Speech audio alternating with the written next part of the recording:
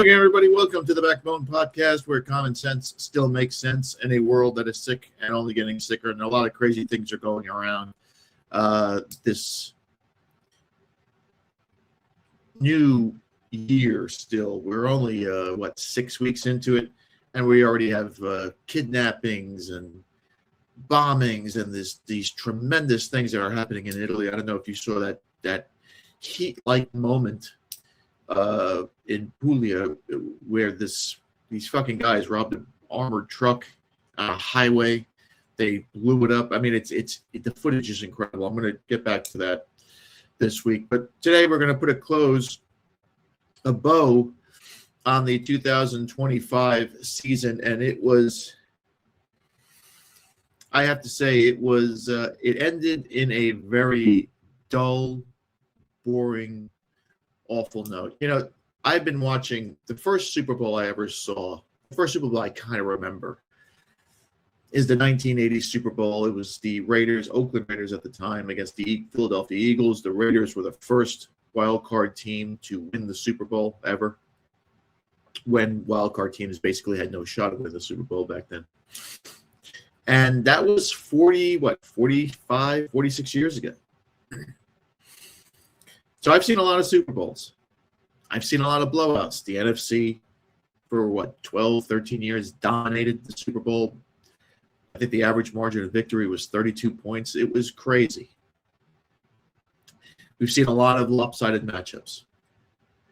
But you could always look at those games and say, you know, that Giant team in 1986, that team is one for the ages. That Bear team in 85, one for the ages. The 49ers had two teams, the 84 team and the 89 team. They were one for the ages. The 89 team, to me, is the greatest football team I ever saw. Not only that, the greatest sports team one of the greatest sports teams I ever saw. And they blew out their opponents easy. Of course, Montana beat Marino and Elway, in my opinion, the second and third greatest quarterbacks of all time, but that's another story. But this game last night was so bad. It was a bad game, played by two teams that aren't very good. One team that just didn't belong there. And it was slow to start, slow to develop. Both quarterbacks, Darnold started very slow. Maye never had a chance. And the coaches just played it very tight to the vest. Macdonald, I could get it. He's young. But Vrabel, you know, you've been to Super Bowls before. You have to know. And they incredibly didn't make any adjustments to max protect Maye at all. He was sacked 6 times last night. They couldn't block them to save their lives. And you know what Seattle did? I noticed this, and I read about it somewhere else. They were not blitzing, but they were pressuring with cornerbacks and defensive backs, and gave New England different looks. They could never adjust to it. And you would think Vrabel comes from the Belichick school. He's a defensive-minded guy. You didn't recognize this right away? But the Seattle defense just destroyed the Patriots, especially on the front seven. The Seahawks brought so much pressure from the secondary, which completely confused the Pats' blocking, leading to pressures and leading to a sack from a corner, Witherspoon,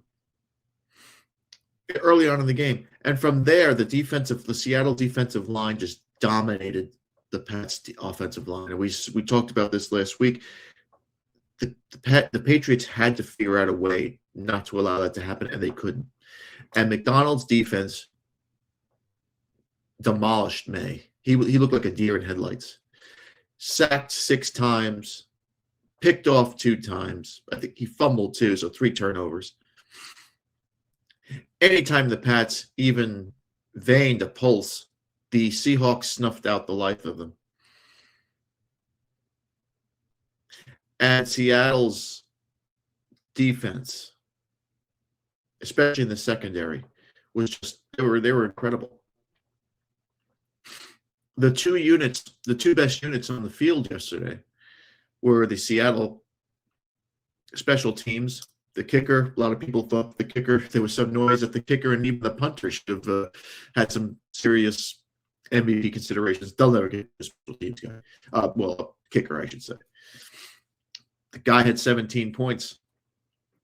The punter was amazing. He just put the ball, he just kept putting the Patriots back in long drives. Terrible, terrible starting position for the Patriots all game long. And for 3 quarters, the unit that I told you would be the most important, the secondary, smothered those wide receivers, and they made Maye move off his first reads over and over and over again, and that allowed the rush to get to him. And the Pats quarterback had 0 targets open throughout that game, throughout those 3 quarters. And they just dismantled that front line.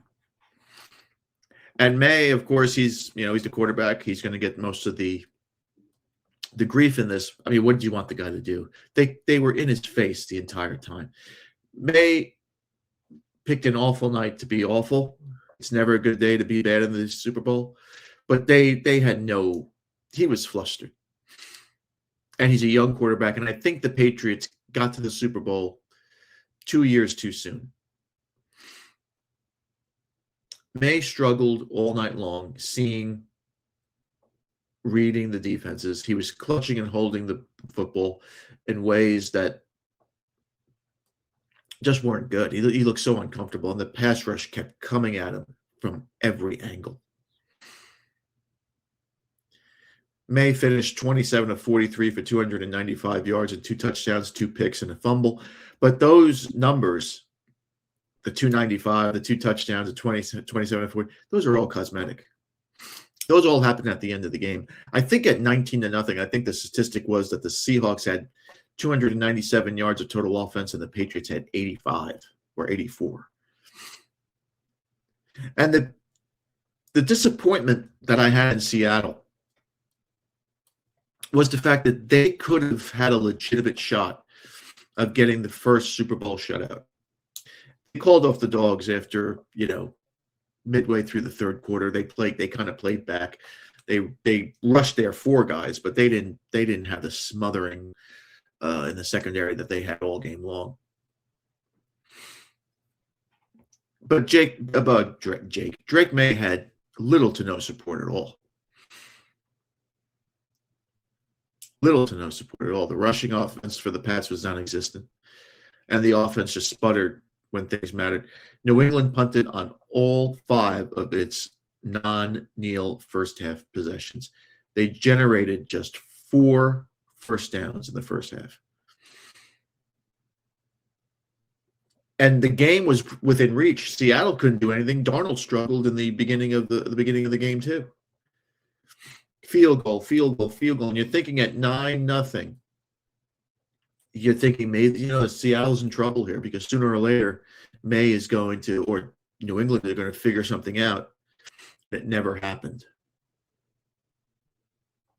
It never happened. The offense just crapped out, going 3 and out in their first 3 possessions of the third quarter, and its one first down on 4 drives in the quarter came by penalty. Made very few plays, and he just could not. He just couldn't get things going. It just seemed like he never had a chance to start. Of course, there wasn't a real dominant performance or showcase performance from the quarterback. Darnold was shaky, but he did have his MVP running back, Super Bowl MVP running back, Kenneth Walker III, took the load and ran the Seahawks to victory on an array of outside runs that just gashed up the Patriot defense, which I thought was tired. They looked tired. And entering the Super Bowl, the Patriots defense now entered the Super Bowl, not allowing a running back to get the game more than 40 yards in the postseason. Walker had 135 yards rushing on 27 carries. He had runs of 30 and 29-yard carries in the second quarter and earned 5 runs of 10 yards plus. You do that with their defense, you almost always win. Coupled with the fact that the Patriots had no offensive line, and if you don't have an offensive line, you almost have no shot. How the Pats got here, I still don't know. How they got here because of terrible quarterback play throughout the postseason. The Chargers were beat up. Harbaugh took them as far as he can go with that team. And they beat a backup quarterback in Denver, barely beat a backup quarterback.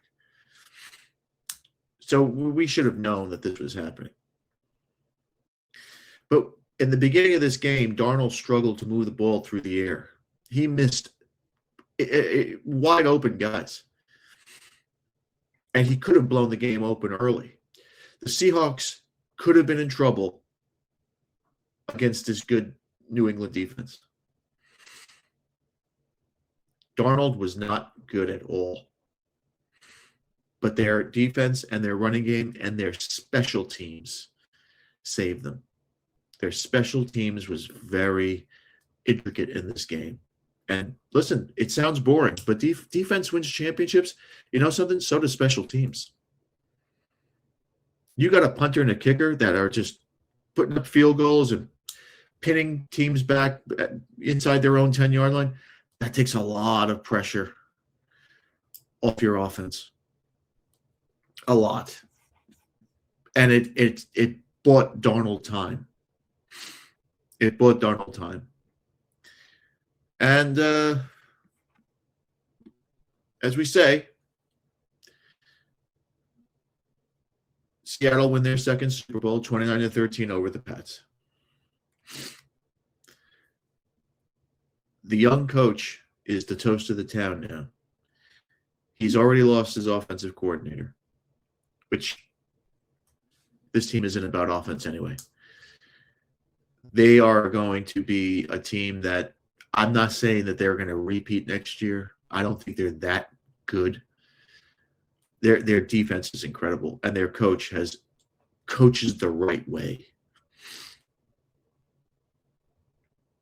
He knows when to run the full ball. He knows when to take control of the game. He knows how to maintain a lead. Defensive coaches are better head coaches, in my estimation, than offensive coordinators, especially this young crop of offensive coordinators. And I'm not talking about the Andy Reids. I'm talking about the guys that are young now, that are offensive coordinators, that have head coaching positions. They don't know how to control games once they have the lead in the fourth quarter. They just don't know how to do it. This guy, at 12-0, you knew the game was almost over when they scored that touchdown to make it 19-0. You could have turned your sets off. It was over. They were never coming back. He wouldn't allow it. He would run the football over and over and over and over again. But this Super Bowl was just very bad because there was no star power. This Super Bowl needed Allen. They needed Josh Allen. They needed the Bills. They needed a story. They didn't have a story here. There's nobody to talk about. The quarterbacks, Maye is too young. Darnold's too vanilla. The coaches, there's no history there. There's no drama. The only thing people were talking about regarding this Super Bowl was that fucking halftime show and the other halftime show that TP USA had. And just to get on that, the Bad Bunny. That was one of the most tasteless episodes I've ever seen. Listen, the NFL can hire who they want. Who cares? Right? And nobody cares about the halftime show. Nobody does. This was an affront to Trump. We all know that. Right? They could have gone a multitude of ways with this halftime show. You're in the Northern California, San Francisco, Santa Clara area, you could have had Metallica there to do your halftime show. It would have been fantastic because they're from that area. If you wanted to honor somebody, you could have honored Ozzy Osbourne and have all these rock stars down there. It would have been phenomenal. How about honoring a California kid named Brian Wilson and having those great Beach Boys songs on there? You could have done that. There were other ways to go about this that would have been wonderful for people to watch. And you don't have to bring controversy, and you don't have to have people worrying whether this fucking guy's going to wear a dress or he's going to do this or do that. You didn't need to worry about any of that stuff if you went the right way. What you're trying to prove is stupidity. You can't. You're alienating your audience. And the TPUSA, Turning Point USA, had the alternate halftime show.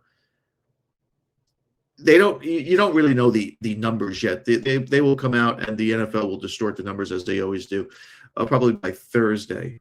There are people who are saying that there are 125 million, 135 million people that watch the Bad Bunny thing. Those are all lies. Nobody knows what the numbers are, not even the networks. They find that out when they calculate on Thursdays. But the TPUSA, they're already beginning to think that there were about 5 to 6 million people that watched that. And that's significant. Now, it may not seem like a big number compared to 100 million viewers, but it's the first time they didn't have, the Kid Rock is a pretty big star, but he's not a powerful star. You get 5 million off of a one-time thing or a first-time thing, the NFL and the networks will look at that, and they will study that. And they will analyze what could happen 10 years from now. Because if you keep alienating your audience with these performers who sing in Spanish and all this stuff, they're going to turn away.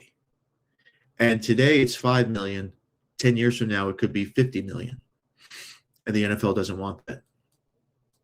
They don't want you to have an alternative to their programming. Now,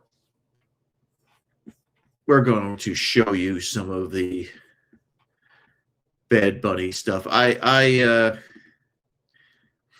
looked at it like this. I've been to Puerto Rico. I was raised in New York. There's Puerto Ricans all over the place. It was nothing new to me. I looked at it like, hey, you got a bunch of chicks shaking their asses and some dude grabbing his crotch. What the hell? Who cares?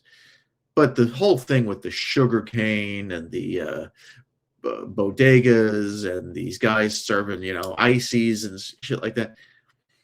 You're trying to show America your Puerto Rican culture. I get it. And they're singing in Spanish for a reason. Why? Because it's a protest on Trump and ICE, who they feel is only targeting Spanish-speaking people in this country for deportation. I get it. You're going to take the biggest game in America of the year, basically an American holiday, and you're going to turn it into a Spanish event. Fine. It was 13 minutes that most people didn't even watch. But it was just tasteless, and I'll show you a clip here in the beginning. And listen, if you like, and I'm not complaining, if you like seeing Hispanic chicks gyrating their asses, I love it too. That's fine. Have at it. But you can't tell me that this is the height of culture. You can't tell me that this is as good as it gets for us. Maybe in America, because we seem to have lost our brilliance and creativity. There was a time where we were creating great music, great movies, great television. Those days are long gone now. And this is what the NFL and what the left wanted to show you as the peak of pop culture. Saludame y vamos a tirarnos un selfie. Haití, que se rían las que se olvidaron ya de mí. Me gustan mucho la Gabriel, la Patricia, la Nicole, la Sofía. Mi primera novia en Kinder María y mi primer amor se llama Batalía. Tengo una colombiana que me escribe todos los días y una mexicana que ni yo sabía. Otra en San Antonio que me quiere todavía y las de PR que toditas son mías. Una dominicana que juega bombón, ay, uva bombón. La de Barcelona que viene en avión. Con mi corazón quisiera mudarme con tu por una mansión. El día que me case te envío la invitación. Muchacho, deja eso. Antes tú me pichabas, ahora yo picheo. Antes tú me querías, ahora yo no quiero. Antes tú me pichabas. Las mujeres en el mundo entero. Antes tú me querías. Peleando sin miedo. Yo peleo. Ay, ay, ay. Mueve.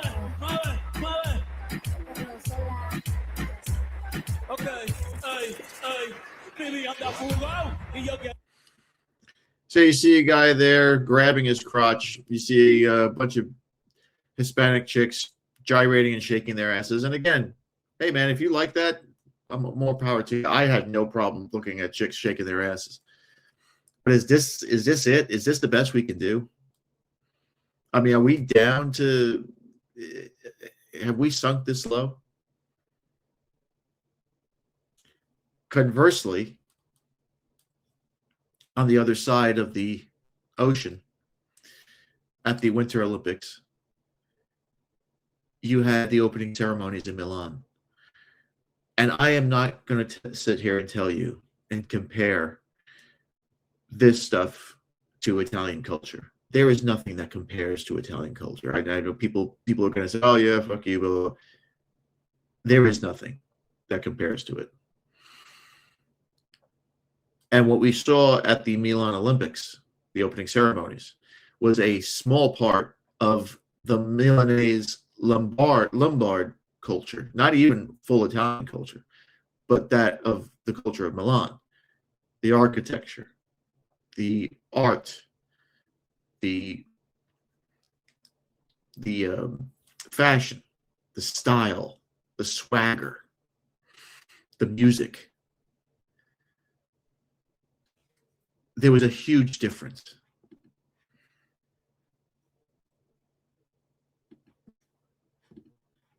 And I want to show you the difference that they had it on Friday and what we were subject to on Sunday.